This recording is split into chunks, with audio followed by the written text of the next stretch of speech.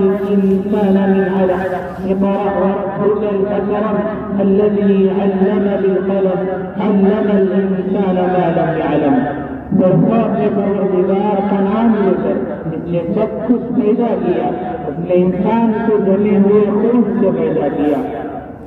بڑھا اور تمہارے پروردگار سب سے زیادہ کرم والا ہے جس نے قلم کو تعلیم دی انسان کو اس بات کی تعلیم دی جو وہ نہیں جانتا تھا اور علم اور اس کی آواز کی اہمیت کی طرف اشارہ کرنے کے لیے سورہ قلم سورہ اقرا کے بعد نازل ہوئے اور ان دونوں سورتوں کے نازل ہونے کے مابین زیادہ عرصہ نہیں ہے. اللہ تعالیٰ کا ارشاد ہے نون والقلم وما یسطرون. نون اے پیغمبر قسم ہے قلم کی اور اس چیز کی جو وہ لکھ رہے ہیں. یہ سورت ان لوگوں کے بارے میں نازل ہوئی جن کو پڑھنے اور لکھنے کی عادت نہیں تھی. جی یہ قدر و قیمت ہے علم کی اور جس کا اللہ تعالیٰ نے اپنی کتاب میں 800 سے زیادہ مرتبہ ذکر کیا ہے. یہ انسان کو دعوت دیتا ہے تاکہ وہ اپنے خالق پر ایمان لائے. فاعلم انه لا اله الا اللہ. اے پیغمبر یقین جانو کہ اللہ کے سوا کوئی عبادت کے لائق نہیں اور اس کی بنائی ہوئی کائنات کی نشانیوں پر غور و فکر کرے. سبح اللہ الذی اتقن کل شیء.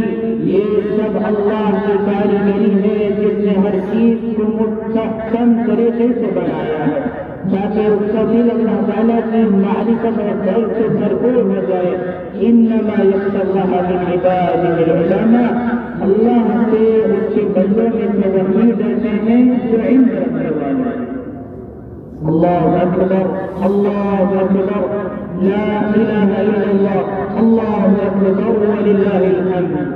عید کے خوشیاں پانے والوں اللہ تعالیٰ کا ارشاد ہے یرفع اللہ الذین آمنوا منکم والذین اوتوا العلم درجات. تم میں سے جو لوگ ایمان لائے ہیں اور جن کو علم عطا کیا ہے اللہ اس کو درجوں میں بلند کرے گا کیونکہ علم کی ہر چیز کو بڑھاتا اور اونچا کرتا ہے.